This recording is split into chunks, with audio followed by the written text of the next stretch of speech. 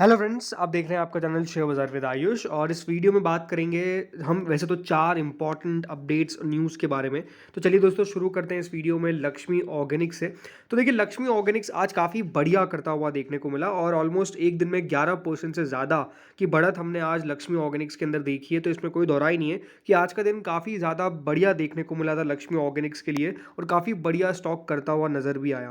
लेकिन पिछला जो 1 महीना रहा है लक्ष्मी ऑर्गेनिक्स का, वो हम कह सकते हैं कुछ खास अच्छा नहीं रहा है, क्योंकि स्टॉक लगातार एक डाउनवर्ड ट्रेंड में आपको कारोबार करता हुआ देखने को मिल रहा था। लगातार आप खुद देख सकते हैं कि स्टॉक के अंदर थोड़ी सी सेलिंग बन रही थी और स्टॉक नीचे आ रहा था। पहले लग रहा था कि तेज़ी होगी, बट उसके बाद वापस से वो तेज़ी जो है वो गायब हो गई थी, लेकिन अब फिर से स्टॉक में आपको एक रीबाउंड देखने को मिला है। लेकिन आज की दोस्तों जो तेज़ी थी उसके पीछे का जो वजह है वो है दोस्तों कंपनी की क्यूआईपी। तो देखिए, कंपनी ने क्यूआईपी के जरिए ऑलमोस्ट 259 करोड़ रुपीस रेस करें और ये अपने आप में काफ़ी बढ़िया वैल्यू है। दूसरी बात, जब भी देखिए बाजार में कभी भी कोई ऐसा कंपनी अगर करती है तो अनडाउटेडली सबसे इम्पोर्टेंट उसको लेकर खबर यही होती है कि कंपनी इससे अपने आप को एक्सपांड करती हुई नजर आएगी, कंपनी अपने आप को और बढ़ाती हुई नजर आएगी। इसी कारण हम कह सकते हैं कि यहाँ पर स्टॉक ने तेज़ी भी दिखाई है। बट ये बात ज़रूर है कि दोस्तों जो स्टॉक है वो ऑलमोस्ट 1.21% इस साल के अंदर अंदर गिरा है। लेकिन ये बात ज़रूर है कि देखिए, जब ये आईपीओ के साथ आया था तो उसके बाद बहुत बढ़िया तेज़ी दिखाई थी,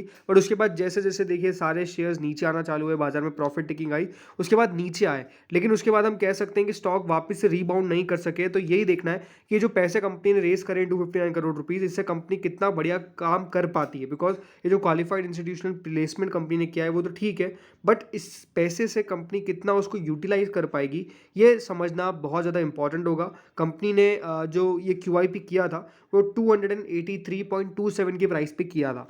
तो इसके कारण ही दोस्तों स्टॉक में आज आपको इतनी बढ़िया जो तेज़ी है वो बेसिकली देखने को मिली है, इसमें कोई डाउट नहीं है, राइट। बट अब यहाँ से आगे कितना बढ़िया करेगा वो हमको आने वाले दिनों में देखने को मिलेगा।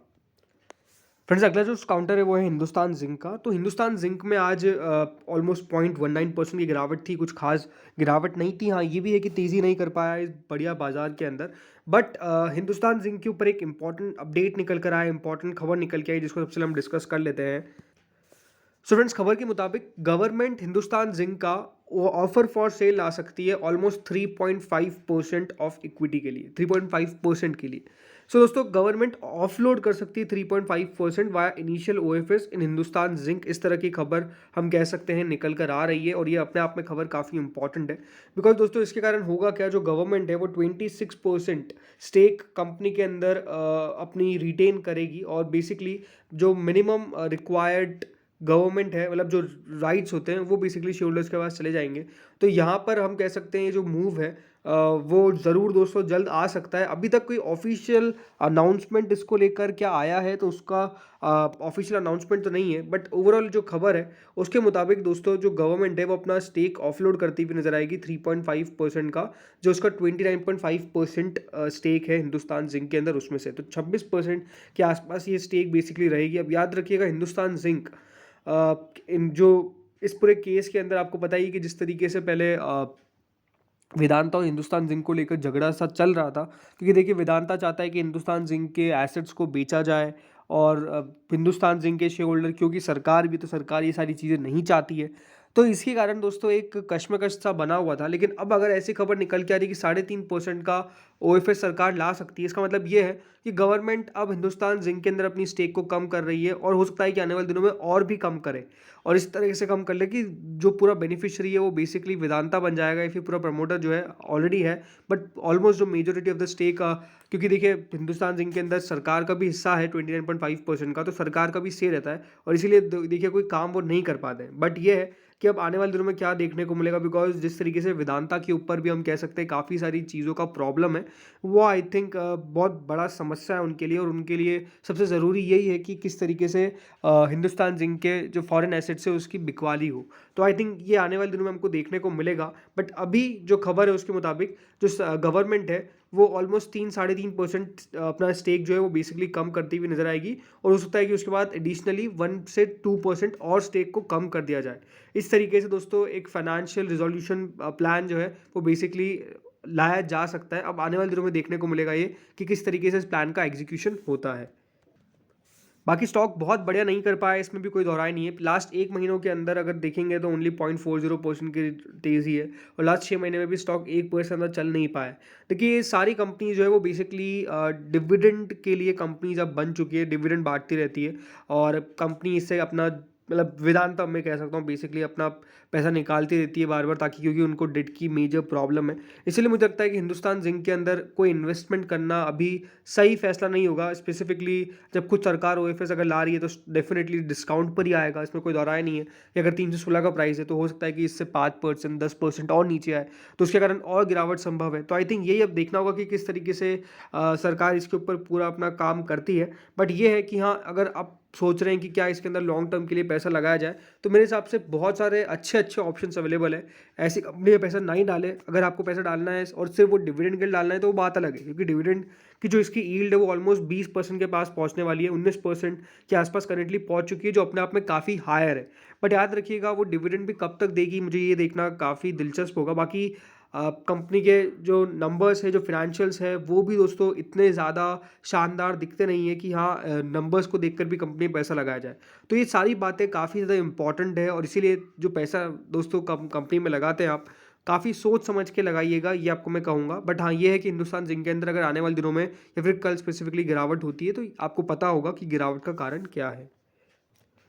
अगली दोस्तों जो खबर है वो है केपीआईटी को लेकर। तो केपीआईटी में भी आज बहुत बढ़िया तेजी देखने को मिली, ऑलमोस्ट 5% से ज़्यादा स्टॉक एक दिन में चलता हुआ नजर आया है और काफ़ी बढ़िया हमको कह सकते हैं कि तेजी देखने को मिली है। केपीआईटी अगर लास्ट 1 महीने की मैं बात करता हूँ तो केपीआईटी ने रिटर्न्स ऑलमोस्ट 7% के दिए और अपने आप में काफ़ी बढ़िया कंपनी दी है। पिछले 1 साल में 81-82% के रिटर्न्स कंपनी ने डिलीवर करे हैं और ओवरऑल अगर देखा जाए तो लॉन्ग टर्म के अंदर भी कंपनी के जो रिटर्न्स है वो 1026% के हैं। बल्कि हाल ही की इसकी लिस्टिंग है 2019 में, ये बाजार में लिस्ट हुआ था और उसके बाद से इन्वेस्टर्स ने काफ़ी अच्छा खासा पैसा हम कह सकते हैं केपीआईटी के अंदर बनाया है। देखिए आज की जो तेज़ी का कारण था वो ये था दोस्तों कि केपीआईटी के ऊपर गोल्डमैन सैक्स की नई रिपोर्ट निकल के आई थी और बाय रेटिंग फिर से केपीआईटी के अंदर दोस्तों बनाई गई है। गोल्डमैन सैक्स के द्वारा उनकी रेटिंग जो है वो बेसिकली बरकरार रखी है और जो टारगेट प्राइस है वो 1270 से बढ़ाकर 1420 कर दिया गया है। इसका मतलब क्या है कि बेसिकली टारगेट की जो प्राइस है उसके अंदर बढ़ोतरी देखने को मिली है केपीआईटी के, और गोल्डमैन सैक्स अभी भी इस पे बाय की रेटिंग लगातार देता हुआ नजर आ रहा है और इसी कारण हम कह सकते हैं कि केपीआईटी टेक में आज जो तेजी थी वो आपको देखने को मिली। बिकॉज जब भी देखिए कोई बड़ी ब्रोकरेज की रिपोर्ट निकल के आती है किसी कंपनी पे तो उसका रिएक्शन स्वाभाविक सी बात है वो हमको देखने को मिलता है और आज वही रिएक्शन भी देखने को मिला। और ये बात भी सच है कि देखिए केपीआईटी टेक्नोलॉजीज काफ़ी बढ़िया कर रहा है, बल्कि अगर आप देखेंगे तो कई आईटी स्टॉक्स में काफ़ी स्लो डाउन है, बट कुछ आईटी स्टॉक्स वो है जो काफ़ी आउट परफॉर्म करते हुए नजर आए। तो ये सारी चीज़ें हैं जिसके ऊपर बाजार की फोकस भी रहती है और ये भी रहता है कि हाँ लॉन्ग टर्म के अंदर कौन सा एक सेफर बेट रहेगा और कौन सा एक अच्छा बेट रहेगा। तो आई थिंक जब भी कोई ब्रोकरेज रिपोर्ट निकल के आए तो उसको पढ़िए करिए, समझिए, बिकॉज हो सकता है कि हर बार सच ना हो। मतलब ये कोई ज़रूरी नहीं कि इनका कहा हुआ 100% है, बिल्कुल सच होगा जो भी बोलेंगे ये, लेकिन ये बात ज़रूर है कि काफ़ी बार कुछ रिपोर्ट्स ऐसी निकल के आती है जो अपने आप में काफ़ी इंटरेस्टिंग होती है। और ठीक है, मतलब ये मोस्ट ऑफ द टाइम तो गलत नहीं होते हैं, मोस्ट ऑफ द टाइम सही होते हैं, बट कुछ टाइम काफ़ी बार गलत भी साबित होते हैं।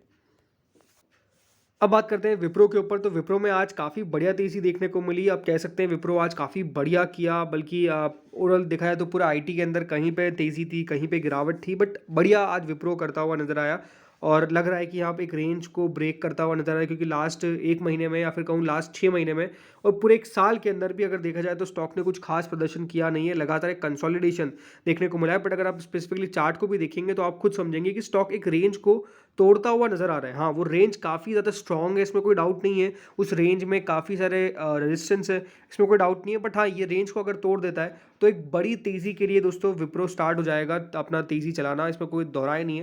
बिकॉज अगर आप देखेंगे तो स्टॉक का मूव इसी प्रकार का रहता है और मतलब मैक्स में कितना ज़्यादा रिटर्न्स दिए हैं इसमें तो कोई दोहराई नहीं है विप्रो की। अपने आप में एक स्पेसिफिकली बहुत बड़ा मल्टीबैगर रिटर्न इसने अपने इन्वेस्टर्स को दिया है और बोनस प्लेट कर करके देखिए कितने ज़्यादा शेयर्स इसने कर दिए। बट अच्छी बात यही है कि यहाँ विप्रो के अंदर अब यहाँ से जो आज तेज़ी आई उसके पीछे का एक खबर था, उस खबर का कारण था वो खबर कुछ ये थी कि दोस्तों कंपनी ने अपना एक्विजिशन कंप्लीट कर लिया है। एक कंपनी है जिसका नाम है FPEL उज्ज्वल।